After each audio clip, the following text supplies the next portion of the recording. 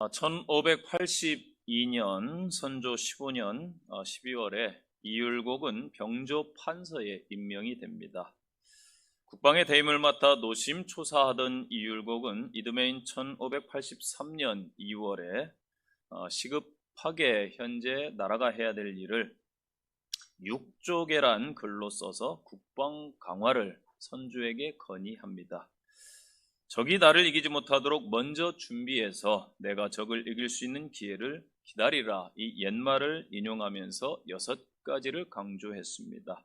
임현능, 어질고 유능한 사람을 임용할 것, 양군민, 군사와 백성을 양성할 것, 족재용, 풍족하게 재용을 준비할 것, 고번병, 변방을 견고하게 할 것, 비전마, 말들을 잘 준비할 것, 명교화, 백성들을 잘 교화할 것. 그러나 이러한 주장은 조정의 반대와 신료들의 무관심 속에서 받아들여지지 않았습니다. 이율곡은 육조계가 받아들여지지 않자 심사숙고한 후에 이듬해 4월 달에 10만 양병론을 제기하기에 이르게 됩니다. 국세지 부진극이, 나라의 기운이 부진함이 극에 달했습니다. 불출 10년당 유토 풍지화, 10년이 못 가서 땅이 무너지는 화가 조선 땅에 임할 것입니다. 원예 양병 10만 병, 원아홉건 내비리 10만의 군사를 길러서 도성에 임한 각도의 1만을 두되 복호연제, 그들의 세금을 덜어주고 무예를 훈련시키며 사지 분육삭체 수도성 6개월로 나누어 교대로 도성을 지키게 하였다가 이문변즉 합심만 파수, 변란이 있을 경우에 10만 명을 합쳐 지킴으로 이 위완 급집이 위험한 때 방비를 삼으시옵소서. 부죽 일조 변기 이와 같이 아니하고 하루아침에 갑자기 변란이 날 경우에 불면구사 시민 이전 백성을 내몰아 싸우게 하는 일을 면치 못하여 대사 거의 곧 전쟁에 패하고 말 것입니다. 율곡은 10만의 병사를 길러야 하는 이유와 양성해야 될 방법, 또 어떻게 활용할지 대비책을 실제적으로 제시하면서 이와 같지 않을 경우에는 반드시 전쟁이 일어나서 일본에게 지고 말 것이다 라고 주장했습니다. 그러나 당시 정쟁에 휩싸인 조정에서는 이러한 이율곡의 안목을 이해하지 못하고 찬성하지 않았습니다. 그 율곡의 개혁론의 의의를 제기하던 동인 측의 도승지 유성룡은 양호유한, 평상시에 군사를 양성하는 것은 내란 음모가 있는 것이 아니냐, 호랑이를 기르는 것이다 라고 일축하면서 반대하고 나섰습니다. 이율곡은 포기하지 않고 이유를 조목조목 설명했지만은 다른 신하들은 율곡을 모함하기 시작했습니다. 그는 염려가 너무 지나칩니다. 무슨 다른 의도가 있지 않겠습니까? 라고 결국은 모함을 하게 됩니다. 그래서 그는 더 이상 그것을 거론하지 않습니다. 대한민국의 역사, 긴 유구한 역사 속에 가장 뼈아픈 사건이 아닌가 저는 생각을 합니다. 율곡의 말을 대신들과 선조왕이 조금만 귀담아 들었더라면은 아마도 임진왜란은 일어나지 않았을 것이고 이 대한민국의 미래는 아마도 바뀌어 있었을 것입니다. 이 오늘 본문의 요엘서 말씀은 주전 830년 남한국 유다에서 활동한 요엘 선지자가 외친 말씀입니다. 선지자는 가공할 만한 메뚜기의 재앙과 가뭄의 재앙을 통해서 장차 임할 여호와의 날, 즉 심판의 날을 대비해서 하나님의 백성들이 회개할 것을 촉구하는 말씀입니다. 그 당시 이스라엘 백성들은 이 메뚜기의 재앙을 단순한 자연 재난으로 보았습니다. 피해가 극심하지만은 얼마 지나면 자연이 복구될 것이다. 그러나 요엘은 이 메뚜기의 재앙이 단순한 자연적 재난이 아니라 하나님의 사인으로 알았습니다. 그래서 하나님의 경고하심이다, 회개를 촉구합니다. 그러나 이스라엘 백성들은 무관심했고 종국에는 멸망을 당했습니다. 요엘에 관해 많은 것은 알려져 있지 않습니다만은 요엘의 의미는 여호와는 하나님이시다라는 것입니다. 또 아버지가 부두엘이라는 것 정도 알고 있습니다. 부델의 의미는 하나님에 의해서 설득을 당한 사람이라는 의미입니다. 즉 요엘의 아버지 부델이 하나님의 감동을 받아서 자녀를 낳아서 하나님이 여호와이시구나 라고 이름을 지었습니다. 어느 시대에 요엘이 활동했는지 정확하지는 않습니다. 요엘은 유다 왕국이 바벨론 포로에서 돌아오던 그 이후까지 학개, 스가랴, 말라기 아마 구약의 마지막 성경들이 될 것입니다. 그 마지막 선지자라는 주장이 있습니다. 자, 요엘서를 읽으면은 재난이 큰 주제인 것을 알 수 있지요. 그래서 모든 성도들은 신약 개론을 배우거나 성경을 보면 메뚜기 재앙 하면 요엘이 아마 떠오를 것입니다. 메뚜기는 땅에 알을 낳고 자라면서 몇 번씩 허물을 벗고 성장할 때마다 초목을 이렇게 갉아먹게 되지요. 그래서 이것을 1장에 보면은 쭉 상세하게 기록해 놓고 있습니다. 또 실제 메뚜기 재앙을 묘사하고 있고 2장에서는 이것을 상징적으로 메뚜기 떼처럼 몰려들어 이스라엘과 유다를 남유다를 멸망시킬 그 타국의 제국의 군대를 묘사하고 있습니다. 오늘 요엘서에서 보면은 여호와의 날, 하나님의 심판의 날, 즉 그날이 오면은 어떠한 일이 일어날 것인가에 대해서 말씀을 주고 있습니다. 첫째는 참된 예배가 무너질 것이다. 참된 예배가 사라질 것이다. 그렇게 말씀을 줍니다. 9절 말씀 보면은 소제와 전제가 여호와의 성전에서 끊어졌고 제사장들은 슬퍼하는도다 말씀하고 있습니다. 우리는 코로나로 인해서 올 한 해 많은 일들을 경험했습니다. 우리 영적 백성들은 성전에서 예배를 드리지 못하는 안타까운 경험도 했습니다. 현재 이스라엘 타국에 의해 나라가 무너지고 예루살렘은 불에 탔습니다. 성전은 약탈을 당했습니다. 그리고 심지어 타국의 포로로 끌려가서 포로 신세가 노예 신세가 되었습니다. 예배할 성전이 예배하고 싶어도 없습니다. 제사장들은 있으나 제사장들이 아무 할 일이 없습니다. 예배 드리지 못함이 영적 백성들에게는 가장 큰 고통이었습니다. 오늘 우리는 너무나 편안하게 예배를 드리고 있습니다. 우리의 예배를 돌아보시면서 이 이스라엘 백성들을 한번 생각해 보시기를 바랍니다. 그리고 예배 드림이 참 큰 행복이구나. 하나님 앞에 마음껏 예배 드릴 수 있음이 큰 기쁨이구나 고백하시기를 바랍니다. 시편 42편 4절에 보니까 내가 전에 성의를 지키는 무리와 동행하여 기쁨과 감사의 소리를 내며 그들을 하나님의 집으로 인도하였더니 이제 이 일을 기억하고 내 마음이 속상하다. 과거에는 하나님 앞에 마음껏 예배드렸는데 아마도 예루살렘 성이 무너지고 피폐해진 그 상황에서 하나님 앞에 예배하지 못함이 시편 기자는 너무나 속상하다라고 고백했습니다. 다니엘 시대의 페르시아 전역에 다리오 왕이 반포한 한시적인 예배 금령이 선포되었습니다. 너희들은 각자의 신에게 경배하지 말아라. 다니엘은 그 법령이 자기를 모함하는 자들이 파놓은 함정인 줄 알았습니다. 그럼에도 불구하고 예전에 하던 대로 동일하게 하루에 3번씩 예루살렘 창문을 열고 예루살렘을 향하여 무릎 꿇고 하나님 앞에 기도하며 예배했습니다. 하나님과의 만남이 자기 목숨보다 더 중요했던 것입니다. 결국 굶주린 사자굴에 던져진 사건을 다 아시지요. 그때에 사자굴 속에 던져진 다니엘을 하나님의 천사가 지켜주신 줄로 믿습니다. 기적적으로 살아난 다니엘이 하나님의 살아계심을 만민 앞에 증거를 했습니다.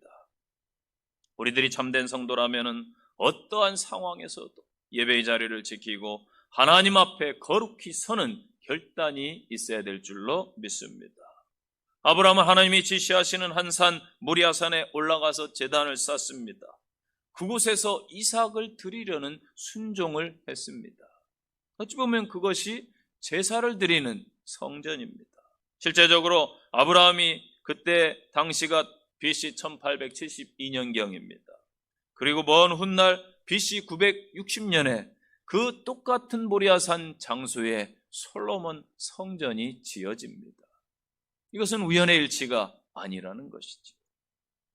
사무엘이 미스바에서 백성들의 요구대로 어린 양을 잡아서 제사를 드렸을 때에 하나님께서는 그 적군의 블레셋의 침략을 막아주셨습니다.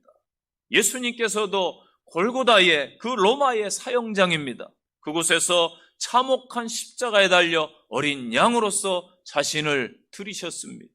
그게 곧 제사드림, 예배입니다. 예수님께서 십자가에 달려 희생 제사를 드리심으로 저와 여러분이 하나님 나라를 경험하고 영생 천국을 선물로 받은 줄로 믿으시기 바랍니다. 이 예배가 이렇게 중요한 거예요. 영국의 유명한 정치가 윌리엄 글래드스톤이 있습니다. 무려 총리를 수상을 4번이나 역임을 했습니다. 그가 그런 말을 했어요. 나에게 있어서 성전에서 드리는 예배의 자리가 대영 제국의 수상의 자리보다 더 귀하다. 미국의 32대 대통령 프랭클린 루즈벨트 대통령을 여러분 아실 것입니다. 루즈벨트는 신앙이 좋기로 유명했어요. 크리스천이었기 때문에 주위 사람들에게 곧 주의를 지킬 것을 늘 강조했다고 하지요. 하나님은 영이시기 때문에 어느 장소에서나 하나님을 예배할 수 있고 어떤 시간에도 하나님을 예배할 수 있습니다. 그러나 그것은 한 가지 조건이 충족되어야 합니다. 당신이 어느 장소에서나 하나님을 예배하는 자가 되려면은 특정한 장소인 성전에서 특정한 시간인 주일에 예배하는 사람이 될 때에만 그것이 가능합니다. 라고 이야기를 했습니다. 여러분, 이 땅에 마지막 날은 이르게 될 것입니다. 그 마지막 때가 되면은 예배를 드리고 싶어도 예배를 드리지 못하는 때가 반드시 임할 것입니다. 우리는 현재 이 귀한 성전신앙을 이 예배를 정말로 가치 있게 세상의 어느 것보다도 귀하게 여기시고 회복해서 하나님 앞에 다시 서는 저와 여러분이 되어야 될 줄로 믿습니다. 두 번째는 흉년으로 인한 슬픔을 말씀해 주고 있습니다. 12절 보십시오. 포도나무가 시들었고 무화과가 말랐고 석류, 대추, 사과밭의 모든 나무가 시들어 사람들의 즐거움이 말랐도다. 아멘. 사람들의 즐거움이 사라졌다. 즐거움, 기쁨이 사라졌다라는 말씀입니다. 지금 이 사회를 보세요. 참 안타깝습니다. 죄송합니다. 아이들이 막 어린이집 가서 막 뛰어놀고 막 깔깔거리고 서로 부둥키고 장난치고 해야 되는데 붙으면 안 돼, 떨어져. 놀이터에 가도 아이들이 놀 수가 없어요. 웃음소리가 막 어린이집이나 유치원이나 학교에서 나야 되는데 나가서 놀 만한 데도 없고, 초등학교 때부터 어린이집 때는 유치원 때는 아닌데 초등학교 되면은 친구가 아니에요. 이제 경쟁자예요. 이 녀석 내 경쟁자, 잠재적인 적이야. 그러다 보니까 서로 견제하고 기쁨이 사라져버렸어요. 나라, 국가, 회사, 가정, 교회조차 오늘날 즐거움이 사라졌습니다. 여러분, 슬픔이 있는 곳에는 피폐함만 가득 찰 뿐입니다. 세상 일의 기쁨을 누리고 세상 사람들에게 위로를 받는 순간순간은 늘 변화무쌍해서 바뀌게 돼요. 얼마나 빠르게 변화되는지 하루에도 여러분 몇 번씩 즐거웠다, 때로는 두려웠다, 감정의 기복이 있지 않습니까? 시편 51장 12절 보니까 시편 기자는 주의 구원의 즐거움을 내게 회복시켜 주시옵소서. 여러분, 하나님과의 관계, 이 구원의 즐거움, 주님을 처음 만났던 그 감격을 회복하시기 바랍니다. 이게 회복되어야 다 즐거운 거예요. 찬송가 85장, 구주를 생각만 해도 내 마음이 좋거든 그 얼굴 배울 때야 얼마나 좋으랴. 아멘. 이 시인의 고백이 참 귀하다고 봅니다. 여러분, 사랑하는 사람 연애할 때 떠올리면 어때요? 입꼬리가 올라가죠? 기분이 좋아집니다. 네, 옛날에 저희 시대는 시티폰도 있었고 삐삐도 있었어요. 근데 삐삐가 울리면은 가슴이 막 뛰는 거예요. 이제 만나는구나 하면서. 아마 그러한 경험들 다 여러분 있지 않습니까? 그래서 예수님을 만나러 간다, 내가 주님과 교제한다, 하나님을 만난다 할 때에 그 기쁨이 얼마나. 좋습니까? 주 안에 있는 나에게 딴 근심이 있으랴. 주 안에서 내가 기뻐하고 즐거하면은 모든 범사가 감사할 줄로 믿습니다. 행복할 줄로 믿습니다. 여러분, 주님이 주시는 기쁨을 그 세상 그 어떠한 것으로도 대체하지 마시기를 바랍니다. 우리가 여러분 믿음 생활을 즐겁게 할 수밖에 없는 이유, 헤아릴 수 없이 많습니다. 그러나 가장 분명한 이유는 구원의 그 즐거움에 있어야 됩니다. 지금 유에서의 상황은 좋지 않은 상황이죠. 저희와 아마 비슷한 상황일 거예요. 그럼에도 불구하고 즐거움이 말라버렸어요. 이 즐거움이 회복돼야 되는구나. 구원의 그 감격을 다시 찾아야 되는구나. 예수님과의 그 첫사랑을 다시 찾아야 되는구나. 이 웃음의 어원은 웃음이에요.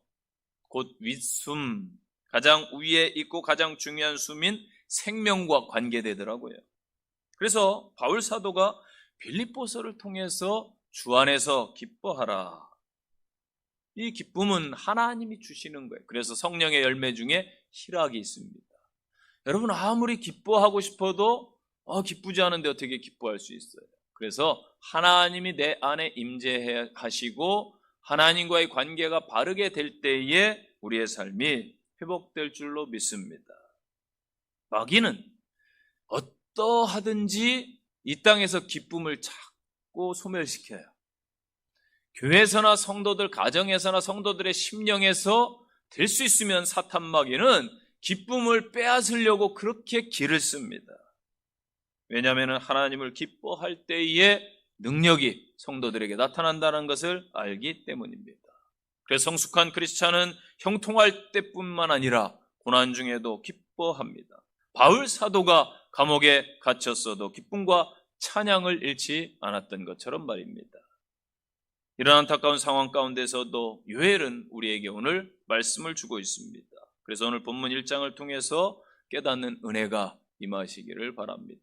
주보에 보면 아마 대지가 3개로 되어 있을 텐데 4가지 대지로 함께 은혜를 나누고자 합니다. 첫째는 깨어라, 깨어 있으라는 말씀입니다.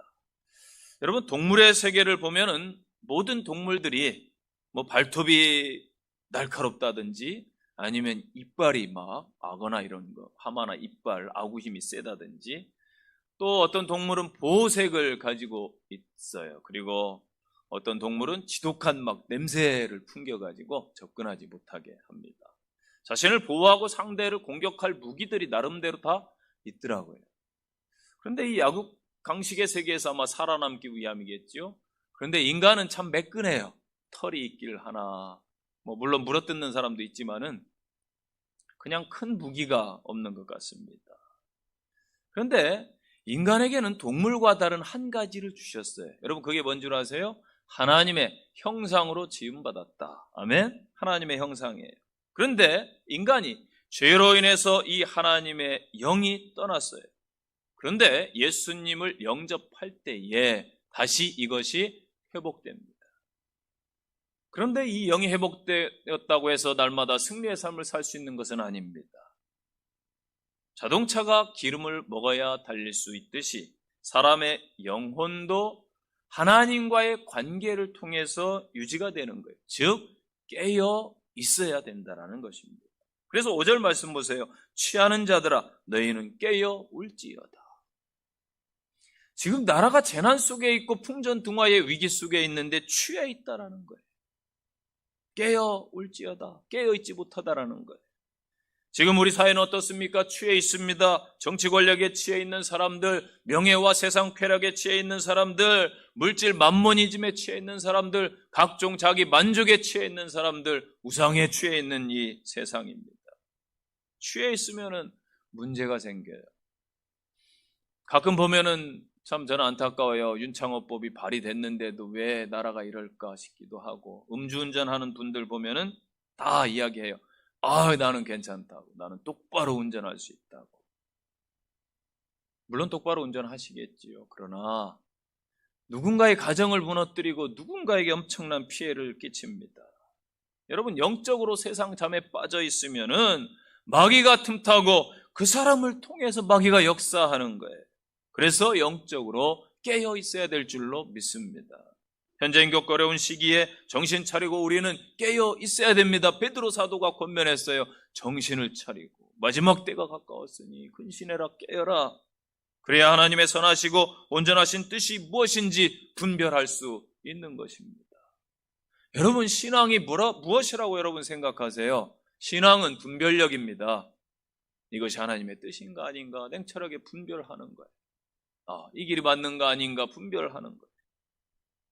에베소 6장 18절에서 바울 사도는 모든 기도와 간구를 하되 성령 안에서 기도하고 이를 위하여 깨어 구하기를 항상 힘쓰며 여러 성도를 위해 구하라. 아멘. 에스겔서에 보면은 파수하는 병사가 졸면은 그 군대는 다 큰 어려움을 당한다라고 말씀을 주셨어요. 졸지 말라는 것이죠. 마태복음 25장에 열처녀 비유가 나옵니다. 이 마지막 때에 신랑 되시는 예수님께서 재림하실 때에 오실 때에 성령의 기름을 충분히 예비해서 깨어 있으라 말씀하셨지. 슬기로운 5 처녀가 되어야 되지. 잠자는 미련한 5 처녀가 되면은 곤란함을 당한다고 말씀했습니다. 그날은 반드시 이를 거예요. 그날을 철저히 준비하고 슬기로운 5 처녀와 같이 신앙생활해야 될 줄로 믿습니다. 그렇다면은 어떻게 사는 삶이 깨어있는 삶이겠습니까, 여러분? 첫째는 청지기 자세로 살아가시기를 바랍니다. 현재 내가 사는 삶이 솔직히 여러분 내 것이 아닙니다. 착각하지 마세요. 하나님이 부르시면은 다 놓고 가야 돼요. 엊그제 그 삼성그룹의 그 재벌 총수가 돌아가셨지요? 2020년도 포춘지를 보니까 삼성이 전 세계에서 재력이 12위더라고요. 엄청나죠. 한국이 전 세계 12위 재력이 있으니 엄청납니다. 그 많은 주식, 엄청나요. 삼성전자의 주식 비싸고 그 많은 물질 다 놓고 갔어요. 가지고 가지 못했어요. 내 것이 아니더라고. 주님이 맡겨주신 것 관리하며 사는 삶이 어찌 보면은 우리의 인생입니다. 그 삶의 주인은 내가 아니라 예수님임을 늘 고백하며 사는 삶, 그것이 곧 깨어있는 삶인 줄로 믿습니다. 두 번째는 반드시 내 삶은 끝이 있다라고 인정하고 사시기를 바랍니다. 하나님은 영원하시지만은 이 세상에 있는 모든 것은 다 유한합니다. 사람의 인생은 더 짧지요. 내 생명이 정말 짧고 끝이 있음을 알면은 정신 차리고 깨어 있어야 됩니다. 우리 삶이 끝나면은 끝이 아니고 하나님 앞에 설 것입니다. 그렇기 때문에 우리는 어떻게 살아야 됩니까? 무엇보다도 시간을 소중히 여기면서 사시기 바랍니다. 내 입에서 나오는 말을 함부로 하지 말고 조심하시기를 바랍니다. 내 생각과 내 감정을 함부로 하지 말고 절제하시기를 바랍니다. 타인을 주님의 마음으로 대하고 배려하시고 존중하시기를 바랍니다. 그래서 깨어있다라는 것은 내가 어떻게 사는 삶이 바른 삶일까 하나님 앞에서 고민하는 삶인 줄로 믿습니다. 그래서 깨어있는 성도가 되시기를 바랍니다. 두 번째 교훈은요, 애곡하라는 말씀입니다. 애통하라는 말씀입니다. 8절 보니까 굵은 배로 동이고 애곡함같이 할지어다. 현재 우리 사회는 어찌 보면 애곡함, 애통함이 없습니다. 애곡이라는 말은 나 자신의 상황을 냉철하게 보면서 회개하라는 말씀이지요. 눈물이 없는 사회, 어찌 보면 정입이 마른 사회, 회개와 자복함이 없는 사회, 신앙인에게 여러분 좋은 일만 있게 되면은 안일함에 빠지게 되고 어찌 보면 게을러서 좋은 신앙을 유지하기 힘들 겁니다. 성경은 역설적이게도 애통하는 자가 복이 있다라고 말씀했습니다. 죄로 인한 애통함이 있는 성도들, 그 애통함이 성도로 하여금 정결을 유지하게 하는 세정제가 될 것입니다. 이 세상 고통을, 아픔을 보면서 아파하는 교회, 아파하는 성도들, 하나님의 위로를 체험할 것입니다. 오늘 살아가는 크리스찬들의 회개를 보면은 옛날 어른들은 참 깊이 있는 회개를 했던 것 같아요. 애통하는 마음이 있었던 것 같아요. 그런데 오늘날 우리 세대의 교회 성도들은 저를 비롯해서 아마도 하나님 앞에 애통함이 부족하지 않을까. 눈물이 메마른 그러한 시대, 가슴 아파하는 것을 잃어버린 그러한 세대가 아닌가 생각합니다. 그래서 회개 기도만 하면은 다 된다라고 착각을 하지. 여러분, 변화가 없는 회개는 100번 기도해도 사실은 아무 의미가 없는 것이고, 그 정도는 누구나 할 수 있다라는 것입니다. 여러분, 주님의 심판이 얼마나 강력한지 2장으로 넘어가 보면은 6절에 그 앞에서 백성들이 질리고 무리의 낯빛이 하얘졌도다. 10절에는 그 땅이 진동하며 하늘이 떨며 해와 달이 캄캄하며 별들이 빛을 거두었다. 심판이 단지 땅에만 국한되지 아니하고 하늘의 해와 별, 달까지 다 빛을 잃을 것이다. 결국 선포하기를 11절 말미에 여호와의 날이 크고 심히 두렵도다. 당할 자가 그 누구랴. 누구도 피할 수 없는 철저한 심판이 말 것이다. 그날 애곡의 날이 되겠지. 여러분, 미리 애통해 하면 하나님이 긍휼을 베푸시고 길을 열어주실 줄로 믿습니다. 그래서 애통하는 자는 복이 있나니 저희가 위로를 받을 것이며 마태복음 5장 4절입니다. 애통하며 회개하고 전부 이제 없어 손들고 옵니다. 주님께로 돌아갈 때에 주님의 크신 위로함이 있고 그 애통하는 성도들을 통하여 하나님의 일하심이 있을 줄로 믿습니다. 이 성경에 보면은 애통이라는 단어가 가장 우리가 쉽게 크게 와닿는 그 단어가 있어요. 창세기 37장에 보면은 야곱이 나옵니다. 야곱의 가장 사랑했던 아들이 누구지요? 예, 요셉. 요셉을 시켜서 형들 잘 양무리를 치나 한번 보고 와라 해서 보냈어요, 심부름을. 그랬더니 형들이 야, 저 꿈꾸는 자가 오는도다. 저놈을 어떻게 할까 하다가 형들이 모의하고 작당해서 자, 저 죽이자. 그랬는데 큰형이 생각할 때 루벤이 죽이는 건 좀 뭐해서 좀 빼돌리려고 했는데 그 잠깐 자리를 비운 사이에 그냥 상인에게 팔아버렸어요, 노예로. 큰일 났어요. 와보니까 이거 어떻게 해야 되지? 그래서 야, 그 옷을 말이지 가지고 짐승의 피를 묻혀가지고 아버지 돌아와가지고 말하는 거예요. 우리가 돌아오다 보니까 이 옷이 특별한 채색 옷인데 이게 동생 것 같습니다. 야곱은 알죠. 아들 옷을 모르겠어요. 특별히 형들과 다르게 옷 입히고 편애했는데 그때에 애통했다라는 단어가 나와요. 야곱이 자식이 죽었을 때의 그 애통함. 저는 자녀를 잃어보지 않아서 그 마음을 모르겠어요. 또 하나님이 예수님을 우리를 위해 내어주셨을 때 그 마음이 애통함이라고 하는데 잘 모르겠습니다.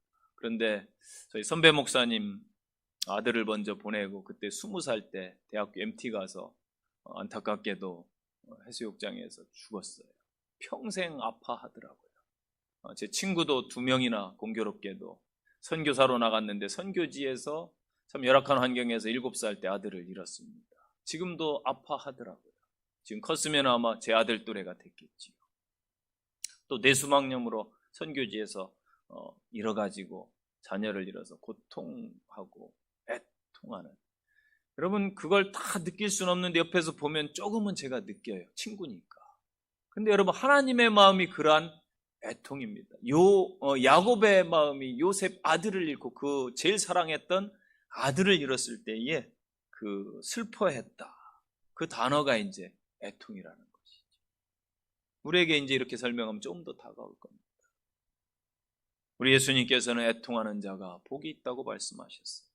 성도의 애통은 재물이나 세상적인 문제 때문에 애통하는 것이 아니라 신앙적인 애통이요, 죄 때문에 아니면 하나님 뜻대로 살지 못해서 또한 하나님 나라를 위한 애통이 되어야 될 줄로 믿습니다. 이 대한민국을 하나님의 마음과 하나님의 시선으로 신앙의 눈으로 보면은 애통하지 않을 수가 없습니다.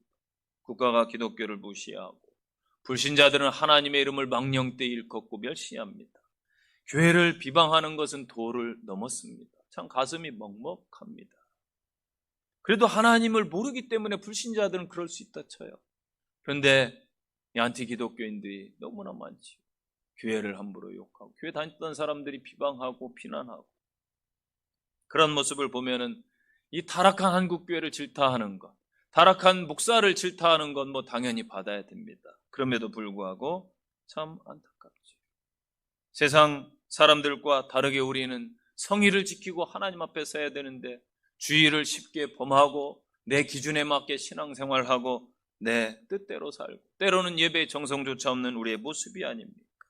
순수하게 하나님의 말씀대로 정말 몸부림치고 믿음을 지키려고 노력하는 사람들을 찾아보기 힘든 그러한 시대가 아니겠습니까? 우리의 이러한 불성실한 행동을 보면서 참 마음을 아파해야 될 줄로 믿습니다. 이 땅에 이러한 모습들을 보면 참 가슴이 아프지요. 하나님의 마음은 어떠하시겠습니까? 시편 기자는 그래서 시편 119편 136절에서 이 말씀을 주셨어요. 저희가 주의 법을 지키지 아니하므로 내 눈물이 시냇물같이 흐릅니다. 저는 놀라운 고백이라고 봐요. 그 시대에 하나님의 사람들이 하나님의 말씀을 지키지 않는 것 보고 눈물이 시냇물처럼 내일로 여겨서 흘렀다. 그래서 우리는 애통의 눈물을 회복해야 될 줄로 믿습니다. 보세요, 여러분. 첨단 시대 교육이나 물질이나 눈부신 과학의 발달로도 왜 인간의 문제를 해결할 수가 없을까요? 여러분, 인간에 대한 이해와 문제에 대한 접근 방법이 잘못됐기 때문입니다. 인간은 물질적인 존재가 아니에요. 유물론, 공산주의로 계속 가보세요. 하나님을 대적하기만 합니다. 유물론이 아니에요. 인간은 하나님의 형상으로 지음받은 영적인 존재입니다. 인간의 본질과 인간의 근본은 물질이 아니라 영혼입니다. 그리고 영혼의 근본은 창조주 하나님이십니다. 하나님 앞에 돌아가 애통함이 우리 성도의 소망이요 이 땅의 소망인 줄로 믿습니다. 우리가 그 애통함을 회복하고 승리하는 성도들 되시기를 간절히 부탁드립니다. 세 번째 교훈은 부끄러워하라는 거예요. 여러분, 외출을 할 때 거울을 보시지요? 그런데 혹 왜 봐요? 혹 잘못된 부분이 없나? 그런데 급하게 막 서둘러 나갔는데 어머 너 얼굴에 뭐 묻었어 라든지 옷 막 넥타이도 어떤 때 저도 뭐 급히 오면은 넥타이 와이셔츠가 올라가 있고 막 그래요. 당황해서 얼굴이 좀 화끈거리더라고요. 그리고 고쳐요. 중요한 사실은 사람들 앞에서 부끄러우면은 고친다라는 사실입니다. 요즘 대한민국만큼 CCTV가 발달된 곳이 없지요. 곳곳에 CCTV가 있어요. 여러분 교회 안에도 CCTV가 있어서 주차장 들어올 때 다 누군가 보고 있어요. 5층에 가도 있고 지금 본당에도 있고요. 예, 화장실에만 없고 다 있어요. 그런데 이 대한민국 곳곳에 이 CCTV가 있다 보니까 사람들이 카메라를 의식합니다. 그러면 어때요? 행동이 달라지게 됩니다. 누군가 보고 있으면은 고친다라는 말이지. 운전하는 분들 아마 오늘 운전하고 교회 오셨을 거예요. 혹 과속 안 해본 분 계세요? 과속 다 하지요. 나도 모르게 합니다. 과속하다가 단속 카메라가 짠하고 나타나요. 그럼 어때요? 예, 속도 당연히 그냥 달리나요? 더 밟나요? 줄이겠지요. 왜 그래요? 카메라가 막 무섭게 생겼나요? 벌금 때문이죠. 솔직히 저도 그래요. 아유 내가 과속했구나. 카메라가 있으면은 속도를 줄여요. 벌금이 무섭더라고요. 저는 벌금에 대한 두려움이 속도를 줄이게 합니다. 그렇다면은 두려움은 행동을 제어하는 것이지. 현재 이 대한민국에 필요한 것이 여러분 무엇일까요? 바로 부끄러움과 두려움을 느끼는 마음입니다. 성도들에게 대입해 볼까요? 저와 여러분에게 대입해 보면은 하나님은 현재 모두 다 보고 계십니다. 감찰이라고 말하지. 하나님의 눈길로 보고 계신데 부끄러운 일 할 수 있습니까? 반대로 내 마음대로 살고 내 마음대로 신앙생활하고 내 마음대로 죄 짓는 것, 이것은 어찌 보면 하나님을 의식하지 않는 것입니다. 다른 말로 죄송하지만 믿지 않는 것입니다. 가짜 믿음입니다. 부끄러움을 느끼지 못한다라면 우리는 회개해야 되고 다시 신앙생활을 시작해야 됩니다. 11절 보세요.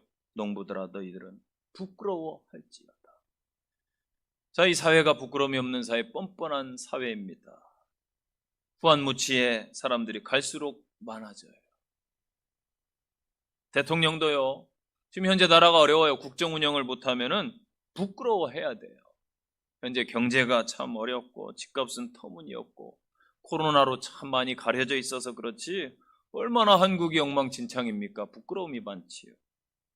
그런데도 누구 하나 부끄러워하고 민망해하지 않습니다. 오늘날 사업주는 어떻습니까? 노동력을 착취하고 대기업은 중소기업을 기술을 아무렇지도 않게 빼가면서도 부끄러워하지 않아요. 강대국 세계 열강 미국과 중국은 여러분 어떻습니까? 중국은 현재 이 코로나 바이러스의 원인지 아닙니까? 전 세계에 민폐를 끼쳤잖아요. 그러면서도 그냥 너무나 큰 소리치고 힘이 참 뻔뻔한 모습이 아닐까 안타깝습니다. 농부들이 농사 지을 때 풍년을 바라고 열심히 일하겠지요. 그런데 가을거지가 되었는데 소득이 없어요. 열매가 없어요. 거둘 게 없어요. 그러면 어떻게 해야 될까요? 안타까워하고 부끄러워해야 되는 것이지. 우리의 신앙을 한번 돌아보세요. 이 가을에 얼마나 감사의 열매를 저와 여러분이 거두고 있습니까? 이 단풍과 가을이 깊어가듯이 내 영성이 주님을 향해 과연 깊어지고 있는가? 아니면 늘 얕은 물가에서 불평만 하고 근심 한탄만 하는 신앙인인가?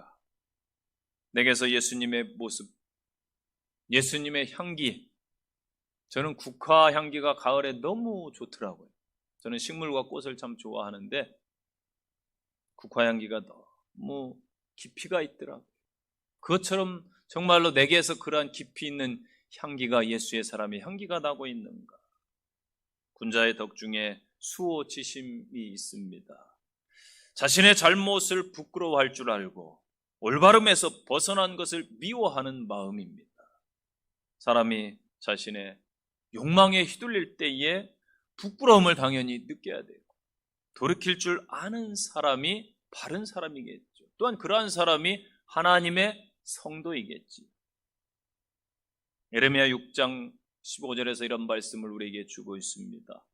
그들이 가증한 일을 행할 때에 부끄러워하였느냐? 아니라 조금도 부끄러워하지 않을 뿐 아니라 얼굴도 붉어지지 않았느니라. 그러므로 그들이 엎드러지는 자와 함께 엎드러질 것이라. 내가 그들을 벌하리니 그때 그들이 거꾸러지리라. 여호와의 말씀이니라. 아멘. 우리는 부끄러움을 회복하는 신앙인 되시기 바랍니다.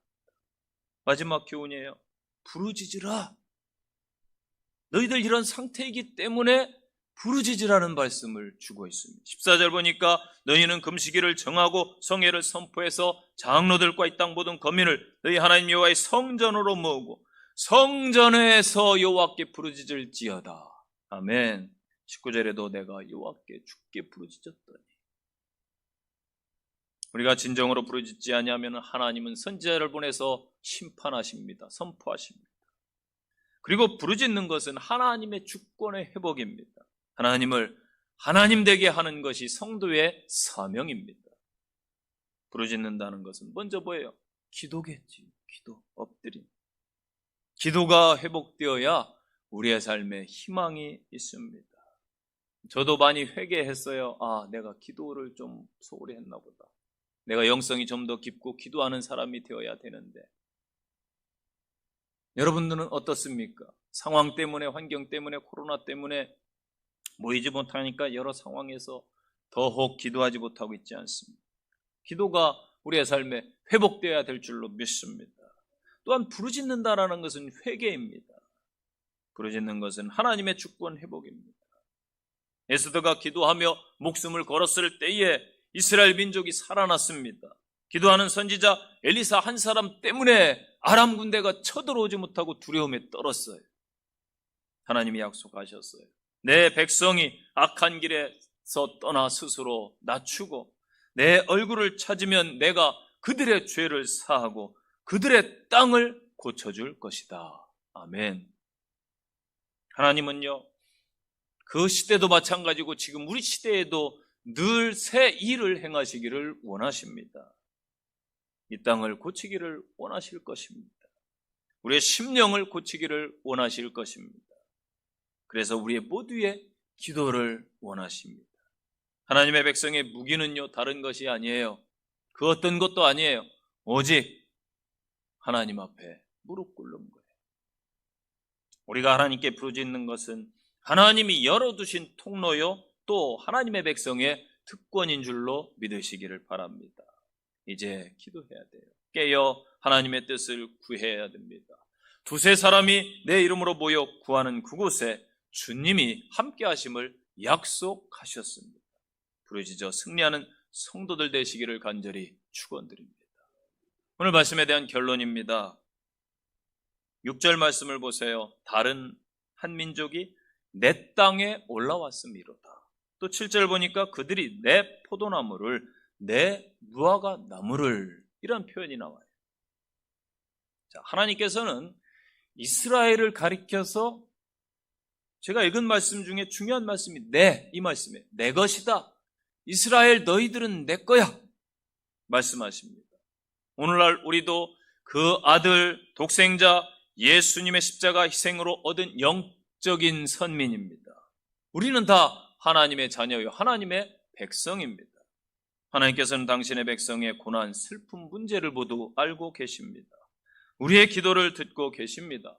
때로는 징계의 수단으로, 때로는 연단의 수단으로, 때로는 우리가 다 이해할 수 없는 이유들로 고난을 허락하기도 하시지만 하나님께서는 우리를 버려두지 않으십니다. 그날에 이 하나님을 저와 여러분이 만나야 될 줄로 믿습니다. 그날은 누구에게나, 이 인류에게도 개인에게도 속히 이룰 것입니다. 누구에게나 찾아올 것입니다. 잘 준비하는 지혜로운 성도들이 되시기를 바랍니다.